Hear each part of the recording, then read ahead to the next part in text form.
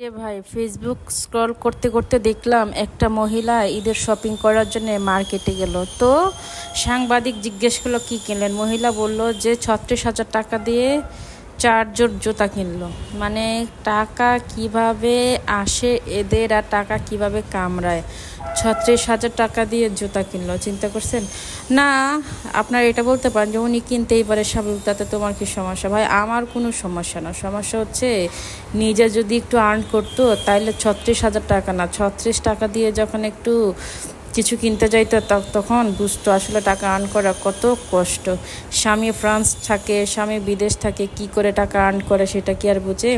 এর জন্যই তো দেশের আজকে এই অবস্থা। মানুষ বিলাসিতায় এমন এমন পর্যায়ে গিয়েছে যে এখন এরা জাকাত দেয়। জিজ্ঞেস করেন তো যে এরা জাকাত দেয় কিনা। এরা যদি এদের নিজস্ব যে টাকা জাকাত আসে, এই টাকা যদি তারা আসলে গরিব দুঃখীকে দিত, দেশের এরকম পর্যায়ে হতো না। গরিব দুঃখীরা একটু স্বস্তি পেত। এরা জাকাত দেয় কিনা আমার সন্দেহ আছে, সত্যি।